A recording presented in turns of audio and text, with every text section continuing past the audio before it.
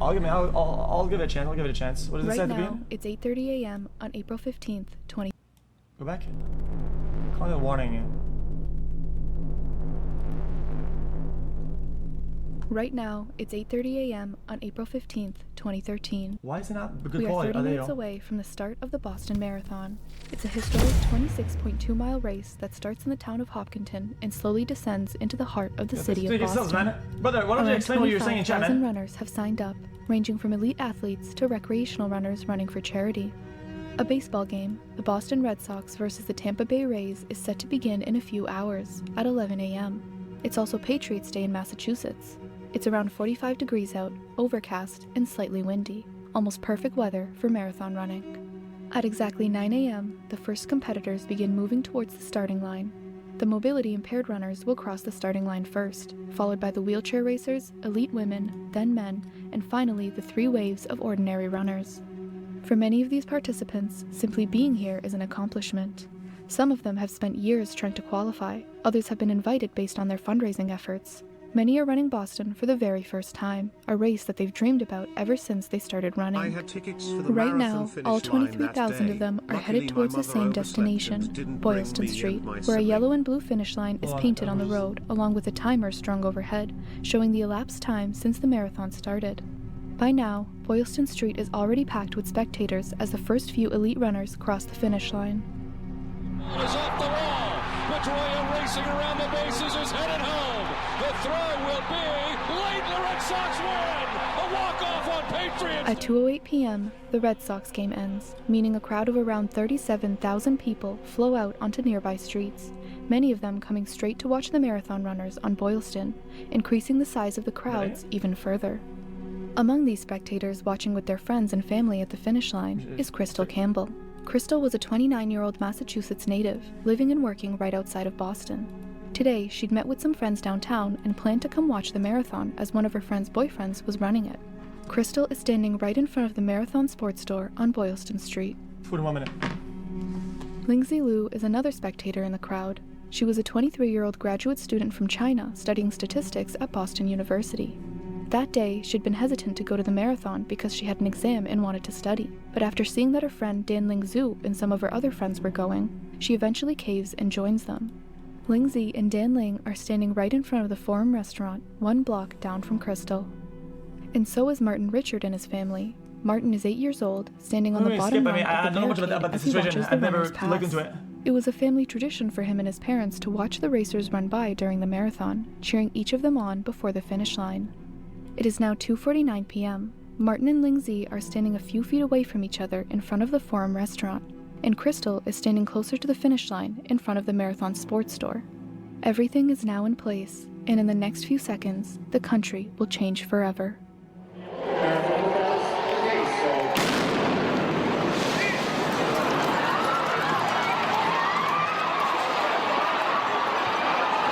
At this point, no one knows exactly what exploded, but something has just caused mass carnage right in front of the Marathon Sports Store, sending debris and smoke a few stories high.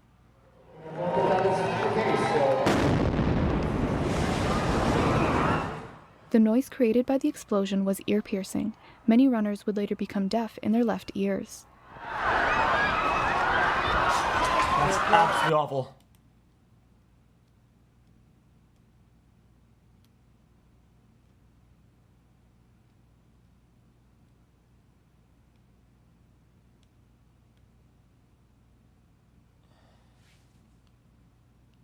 "13 seconds later, another bomb explodes further down the street, and it's now that Boylston Street turns into absolute chaos. Wait,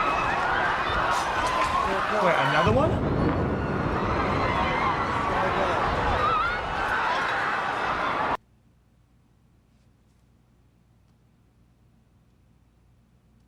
Near the finish line, spectators begin running in every direction and police officers start yelling at everyone to get away from the area, as no one knows if there are more bombs. I don't know what I would do. I think I would like jump on the street or something. I would do something to be a little bit safer, you know? Holy shit, a bomb. A bomb? Think it's safe to be here, Kurt? Probably not. Oh my god, if somebody's mangled. Out! Get out! Get out! No, that's not one of your recordings, I think, yeah. What the hell is that? Oh my God. Something blew up. Something blew up. Oh my God, something happened. Holy shit.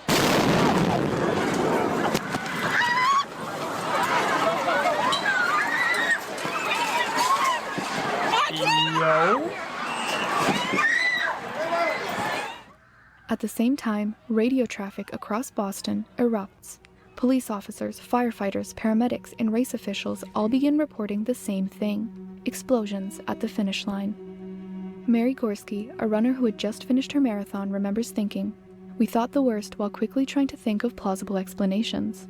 Maybe a generator blew. A gas leak? It couldn't have been a bomb. We're overreacting. It just couldn't have been a bomb." And as most people are running away from the smoke, some are running for it. Police officers, race volunteers, and medical workers begin climbing over and ripping away the barricades to reach the people closest to the explosions. The victims seem to suffer varying states of injury. It's immediately clear that those close to the explosion are missing limbs as they're scattered near the blast. Some have their limbs mangled, shrapnel stuck in their body, or other critical injuries. Since there are so many victims, police need to make split-second decisions to aid the most critically injured. Boston PD officer Tommy Barrett recalls, "There was so many people that were hurt seriously that it was hard to choose who to begin helping first. That's absolutely awful. So that's what I was doing, just trying to pick maybe who was hurt the worst." Some victims are treated on scene, but most are pulled away from the blast zones and carried, stretchered, or wheeled towards the marathon medical tent, which has transformed from a place to treat minor running injuries to a full-blown mass casualty response site. At 2:58, 9 minutes after the first explosion, the first ambulance carrying a critically wounded victim pulls away from Boylston Street towards Massachusetts General Hospital.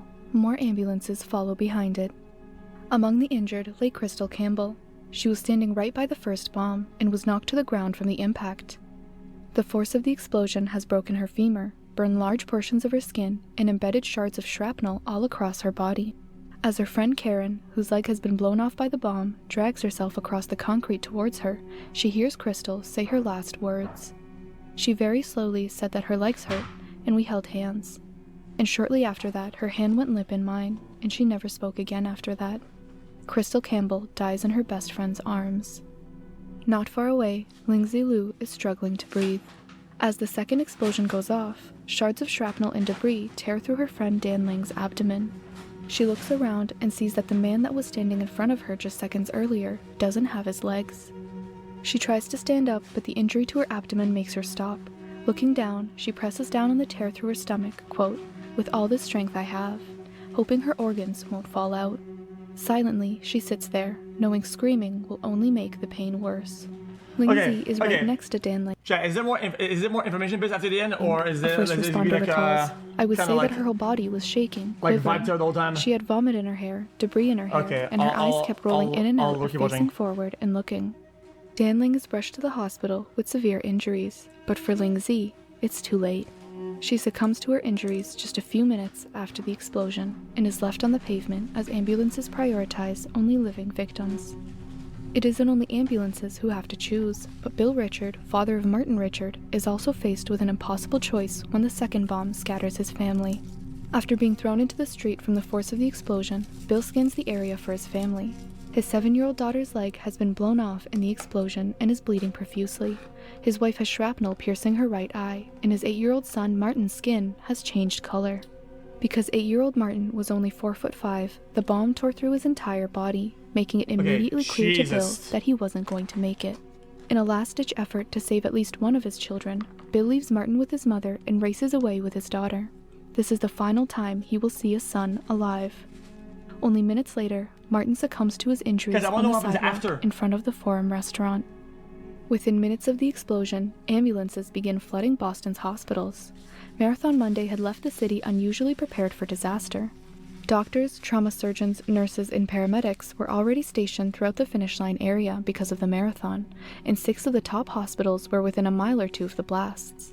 In the decades since 9/11, hospitals had actually been trained on how to handle mass casualty events, so they had some idea of what to expect. Across the city, hospitals activate their mass casualty plans. Operating rooms are cleared, extra staff are called in, and surgeons begin preparing for a wave of patients suffering catastrophic blast injuries.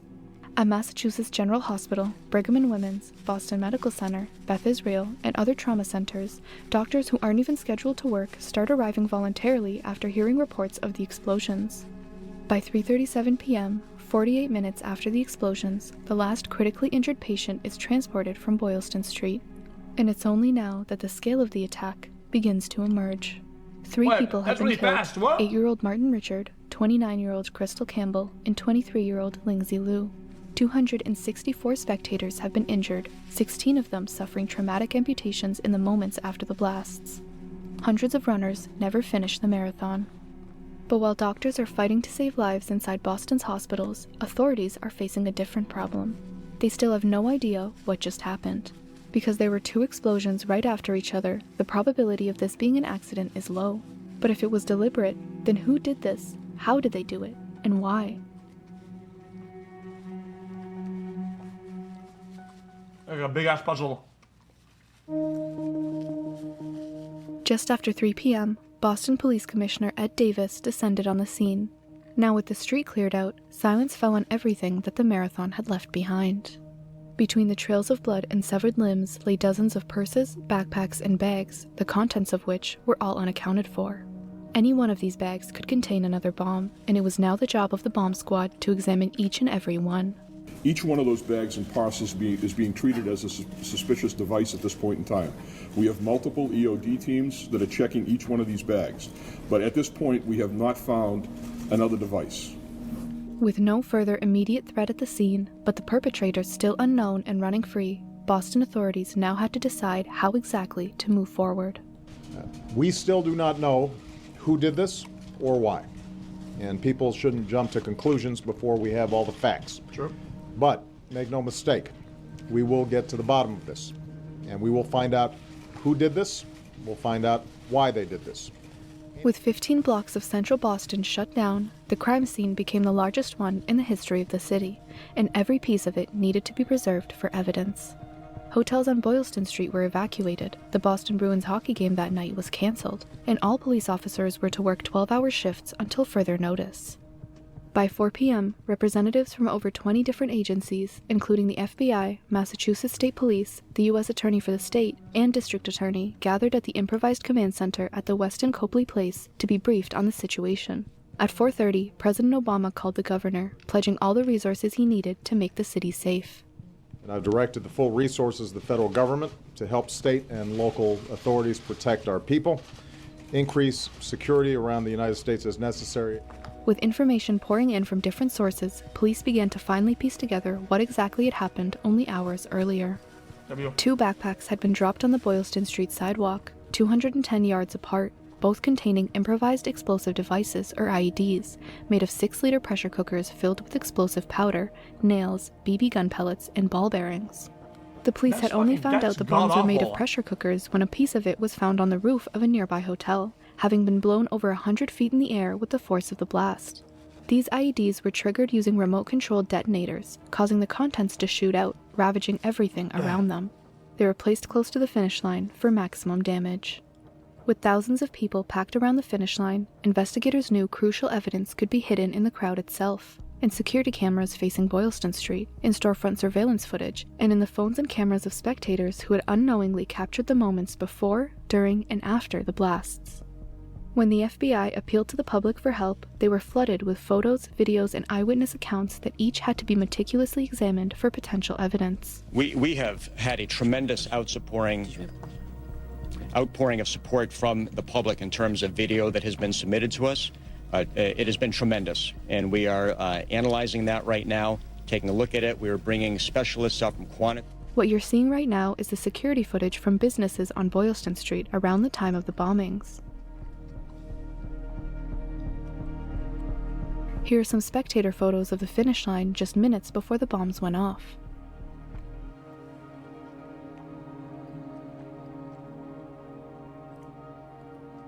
Notice anything? In each of these videos and photos, 2 men can be seen in the frame. One is heavier set, in a black hat, a dark coat, and a white t-shirt. And the other is thinner, in a white hat worn backwards, a gray hoodie, and a dark coat over top. Both men carry backpacks, and the one in the white hat can be seen dropping his at the site of the second bomb.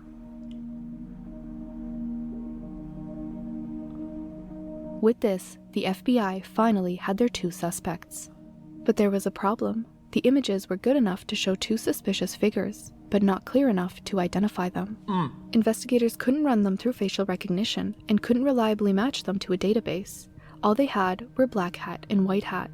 Behind the scenes, law enforcement argued over what to do next. According to the Long Mile Home, Boston PD had been pushing for the photos to be released, believing that public identification may be the fastest way to find the suspects before they could hurt anyone else. But others, especially the FBI, were more hesitant. If the photos went public, the suspects would know that investigators were closing in. They could run, destroy evidence, or possibly launch another attack. Well, eventually, public safety I can see both. I can see both. So I'm not an expert, so. Today, we are enlisting the public's help to identify the 2 suspects. After a very detailed analysis of photo, video, and other evidence, we are releasing photos of these 2 suspects. They are identified as Suspect 1 and Suspect 2. They appear to be associated. Suspect 1 is wearing a dark hat. Suspect 2 is wearing a white hat. Suspect 2... Okay. So they have good pictures, and then they choose the worst ones. I mean, I'll be honest with you. The Suspect 1 had, like, way better shots. Like, I'm what the fuck? 2 persons of interest identified, the FBI went to work retracing their steps throughout the day. Security footage showed them weaving through the crowd on the day of the bombing, backpacks in tow. White Hat is then spotted outside of the Forum restaurant, lingering, blending in with the dozens of spectators around him.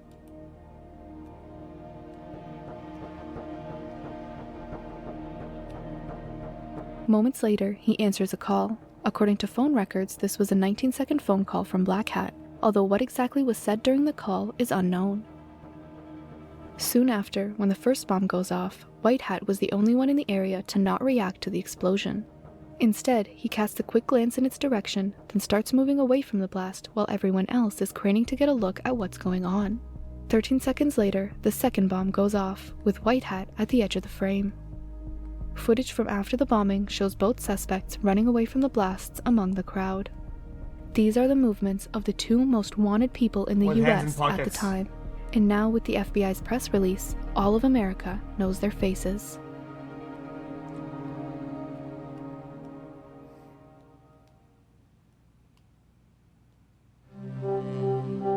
With the suspects' profiles public, hundreds of tips started flooding in from people convinced they'd recognized one of the men in the pictures. Oh God, that must be hard. But buried among the hundreds of people seeing those images are a handful who actually knew them. About 60 miles south of Boston, students at the University of Massachusetts Dartmouth watched the evening news from their dorm rooms. Pamela Rowland, a resident assistant on campus, was watching the press conference as the FBI displayed the faces of Suspect 1 and Suspect 2. One of them looked strangely familiar. "We made a joke like, that could be Jahar," she would later recall. "But then we thought it just couldn't be him. Jahar? Never." The idea seemed ridiculous. The man she knew, Dzhokhar, or sometimes pronounced as Jahar Tsarnaev, wasn't some hardened terrorist. He was a sophomore at UMass Dartmouth. Sure, he was failing most of his classes, had a cumulative GPA of 1.09, and was well known for dealing weed. But a terrorist? Surely she was just imagining things. But others made the same connection. That same evening, Jahar's friend Diaz Kaderbayev had seen the FBI photos too. At 8:45 p.m., he sent Jahar a text. "You saw the news?" "Yeah, bro, I did." "For real?" "I saw the news. Better not text me, my friend. LOL. "You saw yourself in there?" "Haha. If you want, you can go to my room and take what's there. But aight, bro. Salam alaikum." And if White Hat looked like Jahar, then Black Hat bore a strong resemblance to his older brother, Tamerlan Tsarnaev. Let's rewind the clock to just after the bombs went off. After Jahar, or White Hat, set the second bomb off with his remote detonator, the next time they're seen on public security camera footage is around 20 minutes later, in a Whole Foods across the Charles River. Jahar casually walks into the store at 3:12 p.m. and buys a half-gallon of milk before leaving the store but coming back a few seconds later to swap the milk for another carton. After securing the milk, he enters the passenger seat of a car, and Tamerlan, who's in the driver's seat, drives home. What? Dude. But at this point, after the FBI released their pictures, the Tsarnaev brothers' last 3 days of anonymity were up. Their faces were on every news channel in America, and suspicion was turning their way. I'm By the way, confused. we've just been told that the FBI's website, FBI.gov, has apparently just crashed. So many people going there to try to take a look at the picture. It was time for them to leave. So that night, the brothers piled into their green Honda Civic and drove over to the MIT campus. Their job here was done anyways. They left bombs at the Boston Marathon and caused as much damage as possible. Now, it was time to turn to even bigger targets like New York City. They loaded up their car with explosives, weapons, and ammunition, ready to expand their reign of terror, but decided to stop by the MIT campus to pick up more weapons, knowing exactly where they could get one. At around 10:15 p.m., Officer Sean Collier sat parked on the MIT campus, looking forward to the end of what had been a relatively quiet shift. The 27-year-old officer had been on duty with the MIT Police Department since 3 p.m. and was just under an hour away from clocking out. With the night winding down, Collier was looking forward to meeting up with a colleague after work, unaware that his shift was about to take a devastating turn. The events of the night were captured from a distant security camera on the MIT campus. At 10:16 p.m., Officer Collier is seen driving up towards the intersection of Vassar Street and Main Street to the side of the Status Center on MIT's campus, where he would park. Only minutes later, at 10:24, two men, the Tsarnaev brothers, approach his vehicle on the driver's side, then run off only minutes later. In that brief span of time, the brothers had shot Officer Collier 3 times in the head, twice in the side of the head, and once between the eyes. When they saw him reach for his radio in an attempt to call for backup, they fired 3 more shots into his hand, destroying the radio before he could get a message out. MIT Police calls recorder, Officer Sacco. Hi, we're in the Koch Institute, and we're hearing a lot of loud noises outside of our window. They don't sound exactly like gunshots, but they're sharp, quick noises. There is a police officer that seems to be within the vicinity in a car, but we're really not sure what's going on. Sure. Okay, and there's an officer in a cruiser by there? What's that? Yeah, there's a cruiser that's right by there. Okay, we'll check it out. 285, sector 1-2. It's not there at all. I mean, they're reporting something that they heard. Street side. Double back and see if it's still there. Sector 1-2. So, did you get 1-2 yet? I've tried everything. Cell phone, alerts. Get the mobile units down in that area, see if they can find them. Oh my goodness. Area, all units, respond. Data. Officer down. Officer down. All units. Get me 286. Get me 12. Location. Officer down. Upon arriving at the cruiser, the officer found Collier slumped over towards the passenger seat, blood covering both him and the interior of the vehicle. One detail, however, stood out: the blood smeared across the holster of his .45 caliber Smith & Wesson. Investigators later concluded that the brothers had targeted Collier in hopes of adding his pistol to their arsenal. But despite killing the young officer, they were unable to remove the weapon from its retention holster. These are specifically developed for service weapons belonging to police officers to prevent unauthorized access. Knowing backup could be called at any second, they chose to flee. Wait, how But does the that work? night's terrors were not over yet. The brothers had failed their first objective of the evening, so they set out in search of another way to continue their escape. And it wouldn't be long before they would cross paths with their next victim. I thought it was Just before fingerprints. 11 p.m., only half an hour after the attack on Officer Collier, Dun Meng was sitting in a parked Mercedes on Brighton Avenue. He had had a long day at work and liked to unwind by taking a drive around the city at night. Enjoying the empty streets, he had pulled over to park so he could reply to a text message from a friend when he heard loud knocking on his passenger side window. Assuming it was someone asking for directions, Meng lowered the glass.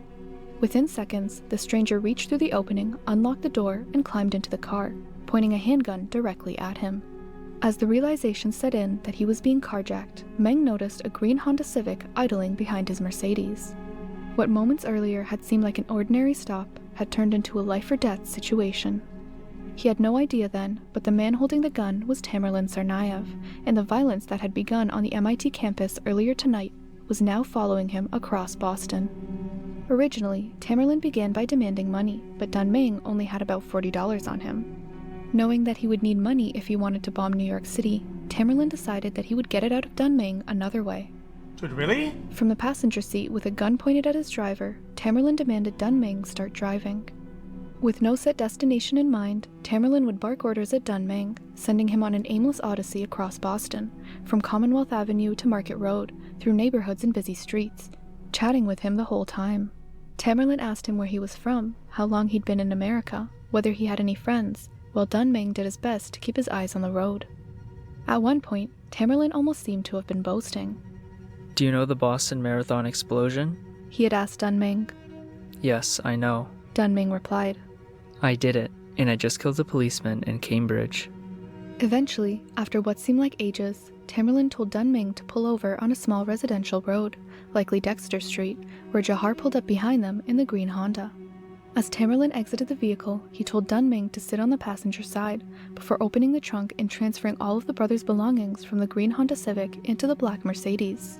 Too terrified to run, Dunming sat helplessly in the car as both brothers finished their transfer, then moved back into the Mercedes, with Tamerlan in the driver's seat now, and Jahar sitting in the back. With both brothers now in the car, they drove on to a Bank of America in Watertown Square, where Jahar, after demanding his PIN number, withdrew $800 from Dunming's account. With the money in hand, the three drove further, stopping at a gas station that was closed, then again where the Honda Civic was parked, to retrieve something. If they were locked in about making money as they were about doing some terrible bullshit, they wouldn't even need to fucking withdraw money, fucking broke bitch ass. I mean, you're a brokey bitch ass. I mean, it is what it is. I'm saying how it is. I mean, at one point, bro, to switch out the fucking milk carton, fucking is there anyone brokey who bitch. cares That's about crazy. you? Looking for an answer that meant no one was looking for him. Fortunately for him, someone was. With his phone connected to the car, Dunming's roommate called him. Then when that went unanswered, she texted him, "Where are you? It's dangerous outside. Come home." The message was written in Mandarin, and it immediately piqued Tamerlan's suspicion. He ordered Dunming to translate it, then used an English-Mandarin dictionary app to reply with a single word. No. The response seemed odd enough to raise concern. Soon afterward, Dunming's phone rang again. This time, it was his roommate's boyfriend. With a gun pointed at his head, Dunming was told that he had to answer the call, but was warned. If you say a single word in Chinese, I will kill you right now. Terrified, Dunming did exactly as he was told. Speaking in English, he told his friend, I'm very sick. I'm going to stay at my friend's home tonight. When the caller expressed confusion, Dunming repeated the excuse before quickly ending the conversation. Satisfied that the lie had been convincing, Tamerlan rewarded him with a, Good job, boy. Good job. Little did he know, this little joyride was quickly coming to an end. As the brothers pulled into a Shell gas station on the intersection of Cambridge Street and Memorial Drive, Dunming knew that this would be his last chance to escape. As Jahar left the car to pick up snacks and fill up gas, Dunming was left alone with a distracted Tamerlan. Over an hour of compliance from Dunming had lowered Tamerlan's defenses, so when he shifted his focus to fidget with the car's GPS system, Dunming took that brief moment to quickly unlatch his seatbelt, open the passenger door, and bolt out of the car towards the mobile gas station across the street. This mad dash, as well as his panic as he finally reached the mobile gas station, was caught on the store's security cameras. According to his testimony, the second he spotted the cashier, he began begging him to call 911. You see him holding the door closed, ducking low, and repeating, "They have guns. They're trying to kill me. Please call 911. Eventually, the gas station attendant concedes, as Dunming hides in the back room until the police arrive. Yeah, I would have been straight there. At the Shell gas station across the street, after failing to catch Dunming, Tamerlan enters the store to advise his brother of the situation. You can see Jahar strolling the aisles, collecting snacks for their journey, when Tamerlan enters the store and tells him of Dunming's escape. I don't think he's smiling. I think it's just maybe he speaks Chinese, maybe it's second language English, I don't know. Nervous, scared, Panicked, like fucking Jahar out drops of the breath. stacks off at the checkout and dashes out behind his brother, hopping into the car and driving off into the night. The whole night so far had gone wrong for the Tsarnaev brothers. They killed an officer for his weapon, but failed to retrieve it. They stole a man's car, but let him escape. And now the police were after him for not only murder, but theft and kidnapping as well. Having evaded police for this long had made them confident, but what they didn't know was that their biggest mistake lay in the car itself. Dunming had not only left his phone in the car, which could be tracked, but the Mercedes had its own GPS tracking system, which could easily be used to determine where the car was and where it was headed. Meanwhile, in Watertown, the police shift change had just taken place. Officers coming on duty. These bumbugs, why would they go for a Mercedes? Why didn't they go for a broke-ass car that doesn't have any tracker or anything like that? Bro, they went for probably one of some of the only models that you can find in the entire city that has this shit. Like, had what? Already been briefed on the shooting of an MIT police officer earlier that evening, and as they began their shifts, a new alert came through. A BOLO, or Be on the Lookout, had just been issued for suspects involved in a recent carjacking. They were told suspect 1 is 5'7", the second with darker skin. Both suspects armed with firearms, driving a black Mercedes SUV, 5'7"? license 137NZ1. Meanwhile, with Dunming safely in police custody, investigators were working quickly to track the stolen vehicle. And before long, they got a hit. The Mercedes had been located in the area of 89 Dexter Avenue and was still moving. We got a call from Cambridge PD. It just changed the phone numbers in the vehicle in question on the carjacking. It's in the area 61 Dexter Ave. Again, you'll be liquor phone mass registration 137 November 01, 2013 Mercedes. And now the vehicle's moving now, units. In the area of 89 Dexter. One of the officers nearby was Watertown Police Officer Joe Reynolds. After hearing the update, Reynolds headed towards Dexter Avenue to see if he could locate the vehicle. He didn't have to search for long, as only minutes later, he spotted a black Mercedes matching the description and the license plate number, 137NZ1. The car was following a beat-up green Honda Civic, both driving at a suspiciously slow pace. The BOLO made it clear that both suspects were believed to be armed, and Officer Reynolds was instructed to not engage until backup arrived. But as the two vehicles rolled slowly past his marked cruiser, he locked eyes with the driver of the Mercedes. Oh, hell no. Keeping his distance, he quietly followed, hoping to maintain visual contact until other officers could join him.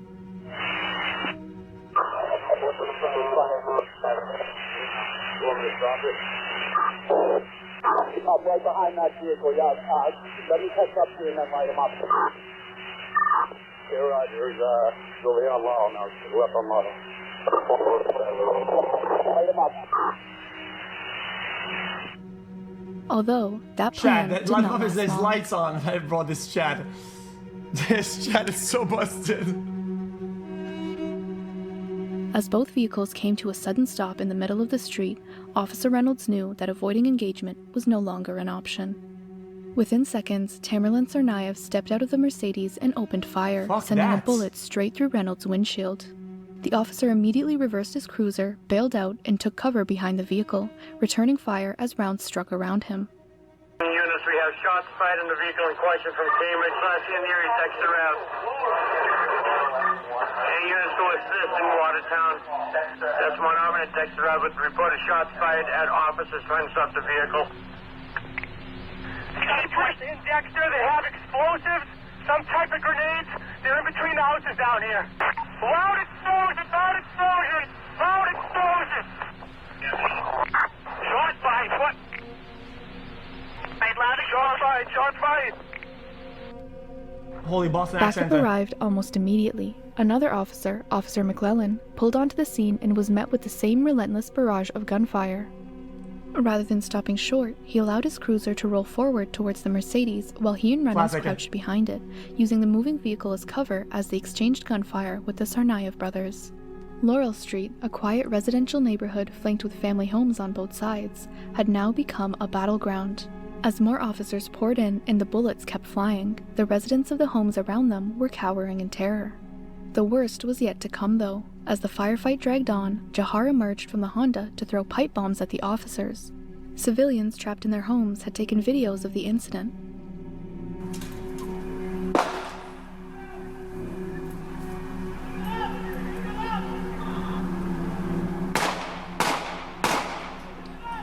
Those are real fucking guns.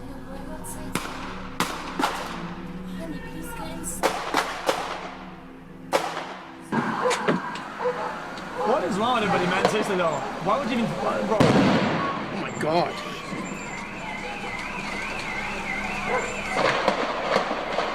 Crossfire, ricochet, anything at all. I mean... what?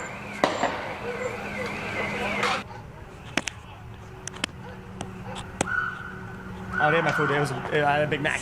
fucking shooting right in front of my house.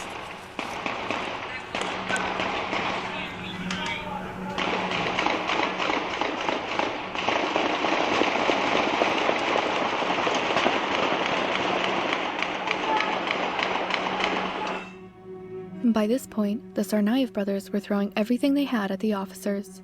Gunfire echoed through the neighborhood as they fought desperately to escape the tightening police perimeter. What neither of them could have known was that although they had entered the shootout together, only one would leave it alive. When Tamerlan's handgun finally ran dry, he abandoned his firearm and charged towards the officers, attempting to overpower them. But by now, more police had arrived. Despite his size and strength, the officers wrestled him to the ground and began trying to secure him in handcuffs. It was then that Jahar made a decision that would be the beginning of his downfall. He climbed back into the stolen Mercedes, accelerated, and drove directly towards the group of officers restraining his brother. The officers managed to dive out of the way. Tamerlan could not. The Mercedes struck him at full speed, trapping his body beneath the vehicle and dragging him roughly 50 feet down Laurel Street before crashing into a police cruiser. The impact dislodged Tamerlan's body, and as Jahar drove away into the dark, he left his brother bleeding out on what the in the pavement. Looney Tunes is He happening? wouldn't last the night. Okay, received shots fired. Suspect running towards the project on Dexter Ave.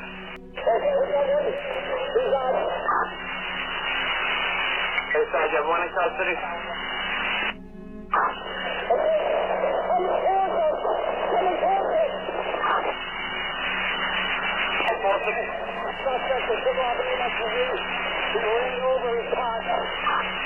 His partner. Ambulance on the way, ambulance on the way. Knowing he didn't have much time, police rushed Tamerlan to the nearby Beth Israel Hospital, where doctors worked feverishly to keep him alive. According to his death certificate, Tamerlan's immediate cause of death was multiple gunshot wounds to the torso and extremities, but he had also experienced blunt force trauma to the head and the torso when he was struck by Jahar in the Mercedes and dragged under the vehicle.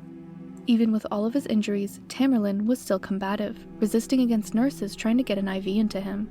They had been hunting these brothers throughout the night, and now that they had one, he was on his deathbed, incapable of giving them the information that they so desperately needed. Unable to save him, Tamerlan succumbed to his injuries at 1:35 a.m. Though he himself couldn't tell them anything, his fingerprints might. After he was pronounced deceased, police fingerprinted him and ran his prints through their database. Sure enough, his name came up on a domestic violence charge from a few years ago. Tamerlan Tsarnaev, 26-year-old Russian immigrant, former professional boxer, and older brother to Jahar Tsarnaev. This is the first time the police have learned their names. They were no longer Suspect 1 and Suspect 2, Black Hat and White Hat. They are now the Tsarnaev brothers. But now, with Tamerlan dead, only one remains.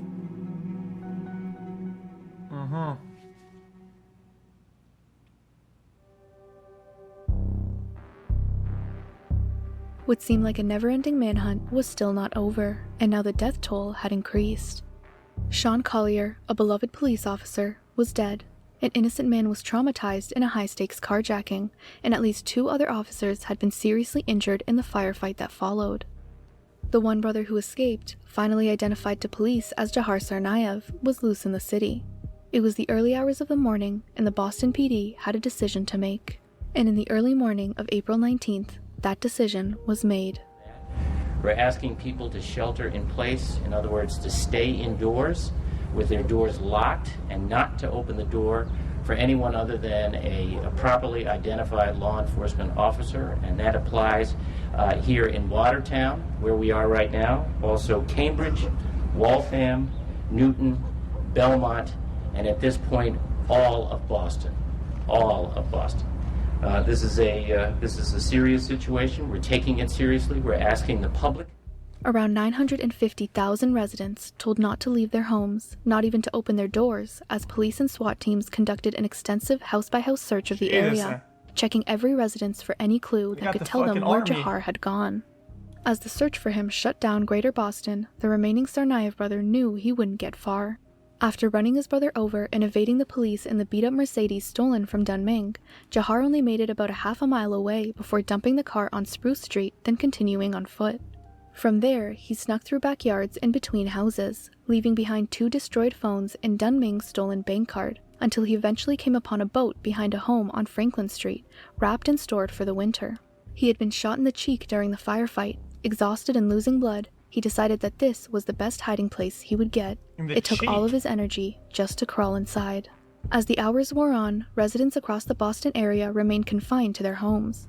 It was during these hours that David Henneberry, who lived only half a mile away from the shootout on Laurel Street, had noticed from his window that the protective shrink wrap covering the boat in his driveway had come loose. Wanting to respect the shelter-in-place order, he resisted the urge to go outside and fix it. Shortly after 6 p.m., authorities lifted the order. Henneberry walked over to his boat, expecting to secure the loose wrapping. Instead, he found blood smeared across the side of the vessel. Peering inside, he saw a man lying motionless beneath the torn tarp. Without hesitation, Henneberry rushed back into his house. His wife handed him the phone, and within moments, he made the call to 911 that would finally bring the manhunt to a close. Police, fire, and ambulance. I have a boat in my yard. There's blood all over the inside. There's a person in the boat. Are you sure? I just looked in the boat. Okay. Stay on the phone. Are you in the house? Stay in the house. Now. Okay. The boat's in the backyard, The boat is back in the backyard. There's somebody laying on the floor in the backyard of the boat. Can you look at the boat without making yourself noticeable? I can look at it right now. Okay. Just let me know if anything moves or anything like that, okay? I'm outside. Go back inside. I can hear. I can see the whole boat from outside, but I can't see. Okay, don't put yourself in harm's way. Stay away from the boat. I'm not going near the boat. It took only minutes for all of the officers Boston could spare to descend on the scene. The boat was surrounded in all directions. They were not going to let him slip away again. Okay, to confirm whether someone was in the boat, a helicopter from the Michigan State Police pointed an infrared camera towards the area, and the video captured was very clear.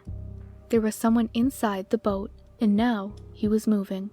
There's a person in the boat trying to poke a hole through the glider of the boat. We have a person in the boat, a live party, who's trying to poke a hole through the boat. Maybe he's trying to toss an object out. Live party in the boat, confirmed. Officers had spent the entire day searching for a suspect they believed was armed and had already killed multiple people and had used improvised explosive devices just days earlier. With only the torn tarp separating them from the man inside, no one knew what he was doing or whether he still posed a deadly threat. As thermal camera footage showed Jahar beginning to sit up beneath the tarp, the tension around the boat steadily grew. Then, it appeared as though he was reaching towards the covering above him. In an instant, a single officer fired. The shot triggered a chain reaction, and the officers around the perimeter opened fire as well. Yeah, min klassiker.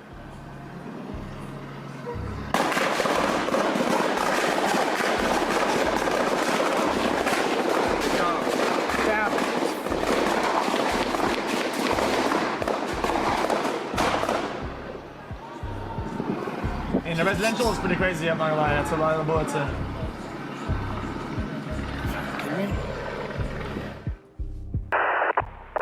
Shot fired, multiple shots. Multiple, he says.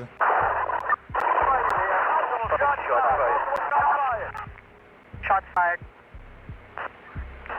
What about his boat, though? P3, we have multiple shots fired here, okay? Everyone hold their fire. Hold their fire. This accent is diabolical. I'm sorry, For I roughly can't. 15 seconds, 126 rounds struck the boat. But despite the barrage of gunfire, investigators later determined that every shot had come from law enforcement. Jahar Tsarnaev, who was seriously wounded and unarmed, never fired a single round. To this day, no one knows who fired that first shot. As those in charge scrambled to get their officers to hold their fire, FBI hostage rescue team negotiators began calling out to Jahar, urging him to surrender. Officers deployed flashbangs and stun grenades in an effort to draw him from the boat, but he remained inside. At one point, as Jahar shifted beneath the tarp, some officers feared that he was attempting to ignite the boat's 40-gallon fuel tank. Make those units aware there's a full 40-gallon tank of gas on the boat. All right, those units is a full 40-gallon tank on that boat. Watertown, talk. We're getting information from the aircraft. How do you even do that? How do you even ignite that? Definite movement in the rear of that boat. To eliminate the barrier between themselves and the suspect, police used an armored vehicle to tear away the remaining shrink wrap. It was only after all of this that Jahar finally began to emerge. Lighter. Gravely wounded and bleeding heavily, he slowly pulled himself upright before climbing onto the edge of the vessel. The images that followed would become some of the most defining photographs of the manhunt. Jahar hoisting his leg up over the side of the boat, barely able to keep himself up. Under the glare of helicopter spotlights, the red laser sights from military rifles are trained on his already bloodied face. As officers shout for him to put his hands up, he complies, lifting his shirt to show that he hides no weapons. Satisfied, they pull him over the side and onto the ground, where he's handcuffed and given medical attention to address his wounds. The police's attention would soon shift to the boat itself and what Jahar had done while he was waiting to be caught, but we'll talk more on that later. For now, Jahar Tsarnaev was finally in custody, and for the first time in 5 days, the city of Boston could finally breathe a sigh of relief. The hunt for the Boston Marathon bomber was finally over. Man, that boat fucking tanked. What the shit? I mean,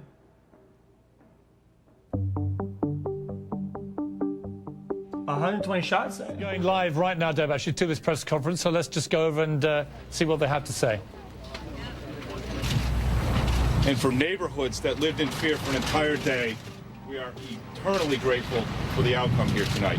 We have a suspect in custody. I want to thank all of the partners who worked tirelessly. With the final suspect in custody, the police's job was far from over. The manhunt had ended, but now came the daunting task of piecing together timelines, tracing the brothers' history, and trying to understand how and why they carried out the attack. But one thing quickly became clear. The bombings were not the only time the police had heard of the name Tsarnaev. The Tsarnaev family left Russia in 2002 and arrived in the United States the following year as refugees. His father, mother, and younger brother Jahar had come to America first to settle the family down before bringing over their remaining 3 children, Tamerlan, the oldest son, and his 2 younger sisters. Jahar and Tamerlan, along with their parents and 2 sisters, were ethnically Chechen Muslims. Although they had grown up in a predominantly Muslim society, family members would later state that religion had never been a major part of their daily lives. For the oldest brother Tamerlan, his late teens and early 20s were spent in a haze of parties, drinking, and relationships. Friends recalled that Tamerlan was known for wearing flashy clothing and associating with local drug dealers, some of the very same men he would years later be accused of murdering in a grisly triple homicide. But for now, these were the people— Go back. Years later be accused of murdering and associating with local drug dealers, some of the very same men he would years later be accused of murdering in a grisly triple homicide. But for now, these were the people that he spent his time with. At one point, he was dating 2 women at the same time. In 2009, one of those girlfriends was, in Tamerlan's view, dressed too provocatively. The argument turned physical and he slapped her. She called the police, resulting in a domestic violence charge that investigators would later uncover after running his fingerprints following his death. They broke up not long after, but that would not be the case for his other girlfriend, Catherine, who grew up in an upscale neighborhood in Rhode Island. She had been a student at Suffolk University, but eventually dropped out of school and distanced herself from her family and friends as her relationship with Tamerlan heated up. In June 2010, they were legally married in a quick ceremony at a small Boston mosque. In October, they welcomed a child. At the time, Tamerlan was working odd jobs. I'm a bad girl now. It is what it is. Jesus. Thank you, I appreciate it. Here and there, while he trained for his true passion, which was boxing. Throughout the years, he would fight in amateur boxing matches, working his way up until he was eventually competing in the Golden Gloves National Tournament of Champions in 2009. She's on that now, it's all. It was a one day. He went on to become a 2-time heavyweight Golden Gloves champion, but was barred from competing further in national tournaments because of his immigration status. Tamerlan was a green card holder, but his arrest in the domestic violence incident against his previous girlfriend made him not eligible for citizenship for another 5 years. Without citizenship, his boxing dreams would stall, and soon come to an end. At some point, around 2008 and 2009, Tamerlan began to change. He grew a beard, prayed 5 times a day, and gave up his partying lifestyle. He began engaging more and more with extremist groups, watching their videos, reading their publications, and slowly but surely adopting their worldviews. What he was practicing began drifting further and further away from Islam, until it became something of a corrupted form of religious radicalism, a radicalization that eventually drew the attention of the FBI. In 2012, Tamerlan would make a move that would solidify his increasingly dangerous beliefs. he would take a trip back to Russia, Dagestan specifically, where he would meet with the leaders of extremist groups and entrench himself in their teachings. Despite being on multiple terrorist watch lists in both the US and Russia, somehow Tamerlan was able to leave America for Russia, enter Russia, and then leave and re-enter America without any issues from border officials. When he returned to America in 2012, he was a changed man. What he preached to those around him, including to his younger brother Jahar, was that the atrocities America had committed during their invasion in Iraq and Afghanistan needed to be avenged, and he would be the one to do it. Slowly, Jahar began believing the same. The change came at a time in his life where he felt like things were slipping out of his control. Usually a very social student who went to parties, Jahar had created a reputation for himself selling weed on campus. But as time passed, the friends he had started moving away. His grades started dropping, and his academic performance had gotten so bad that he had almost lost his financial aid. The future was looking more and more bleak, and his Twitter posts would reflect this change, as his earlier tweets were that of a normal college student, tweeting things like, "I hate these college desks, way too small to sleep on." Then, later on, his tweets became more cryptic, things like, "If you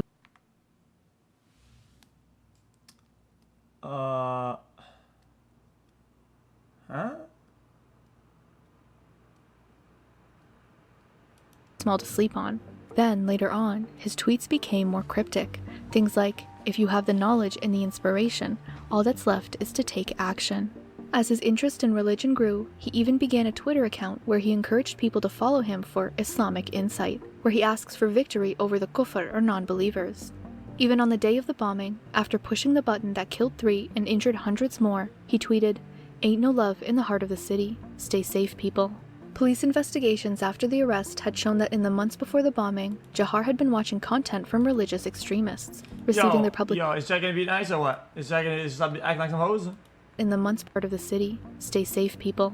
Police investigations after the arrest had shown that in the months before the bombing, Jahar had been watching content from religious extremists, receiving their publications, some of which detailed how to build a home. Chet talking about these guys. Chet is making some weird remarks about unrelated people and groups for no fucking reason. Like these videos about these 2 fucking dumb fucks and the bad people that they're involved with or whatever, right? Truth equals weird. What do you mean truth equals weird? You're making some wild shit, some generalized shit for no fucking reason. For what? Homemade bomb. This is about 2 people. His home and dorm had been searched, and investigators had found photos and videos of both brothers in front of flags that have often been associated with terrorist groups.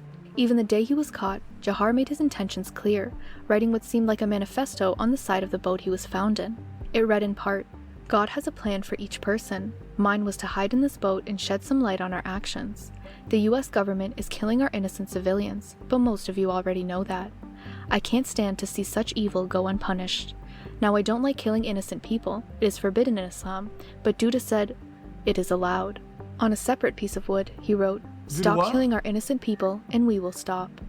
With his motive already laid out in his own words, and the man who wrote them in custody, police and prosecutors spent. Surely this has nothing to do with fucking being a loner, having no friends, failing in every way, being a broke as fuck, having absolutely every debuff possible. I mean, bro, come on, bro. Just stop it. 2 years gathering information and preparing. I get it. It's both. But I'm just saying this person didn't have all the things to live for, and they're so oh my, all these beliefs are so empowering that I must do this. No, these guys already had fucking nothing to live for. I mean, of course you're gonna, does that make sense? For the trial that would eventually decide his fate. You're gonna say that scope. With 30 counts stacked against him, 17 of them carrying the potential for the death penalty, including the use of weapons of mass destruction, both the defense and the prosecution knew that the trial to come would be one for the ages. Finally, on March 4th, 2015, the United States versus Jahar Tsarnaev began. Because this was a capital case which could result in the sentence of the death penalty, the trial would need to take place in 2 parts. The first to determine his guilt, and the second to determine his sentence. During the first phase, the defense's plan was to concede his guilt in the involvement of the bombing in the face of overwhelming evidence against him, but argue that Jahar's actions were made while under the controlling influence of his older brother, who masterminded the plan and forced Jahar to follow. The prosecution, on the other hand, attempted to demonstrate Jahar's active involvement in the planning and execution of the bombing, proven by the contents of his computer and home, the messaging on his Twitter accounts, and the actions he took in the days leading up to the bombing that showed his increasing radicalization and degree of involvement. The first trial lasted about a month, with Jahar Tsarnaev being found guilty on all counts on April 8, 2015. In the month to follow, victims and their families would take the stand to testify how the bombings had impacted them and their lives, the pain they experienced, and all they had lost due to the Tsarnaev brothers' actions. Jahar's own relatives also testified, speaking about his childhood and the person they knew before the bombing. Despite remaining unbothered throughout the trial, it was during his family's testimonies that he displayed any kind of emotion. In the end, on June 24, 2015, the judge formally handed down the sentence. Jahar Tsarnaev would receive the death penalty and was to be executed for his crimes. Before his sentence was read, Judge O'Toole left the court and Jahar with the following words: "The evil that men do lives after them. The good is often interred with their bones. So it will be for Jahar Tsarnaev.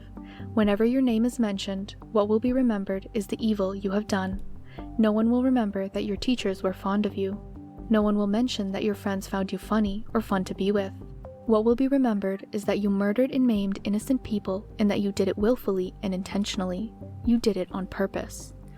Surely someone who believes that God smiles on and rewards the deliberate killing and maiming of innocents believes in a cruel God. That is not, and it cannot be, the God of Islam. Anyone who has been led to believe otherwise has been maliciously and woefully deceived. Good. Today, Jahar Tsarnaev remains imprisoned at ADX Florence, the federal supermax prison in Colorado.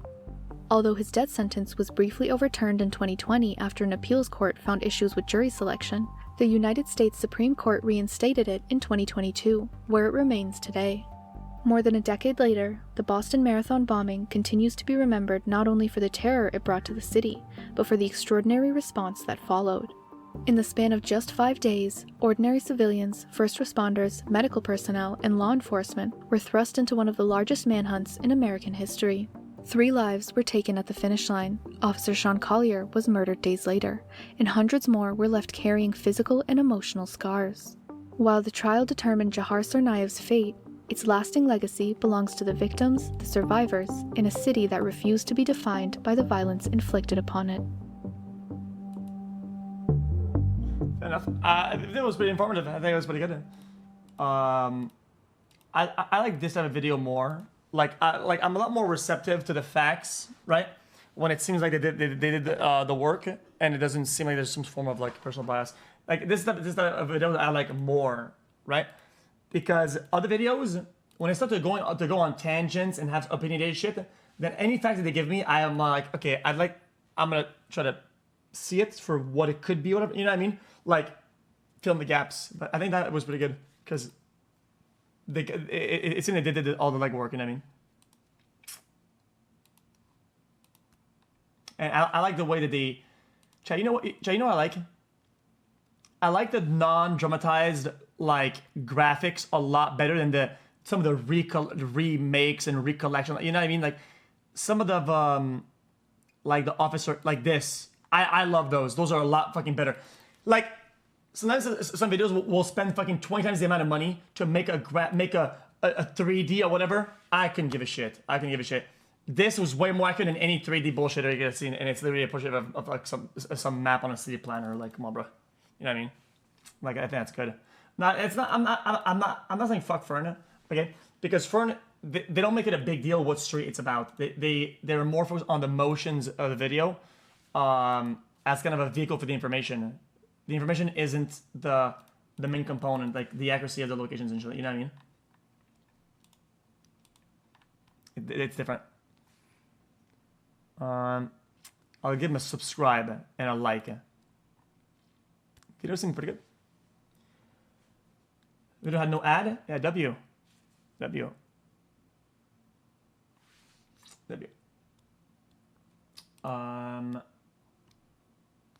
Yeah, so the Donald guy, it was muted. Just full of kids, blah blah blah. Yeah, it's just annoying. I gotta keep it buck. Some of the shit that people say is very insensitive.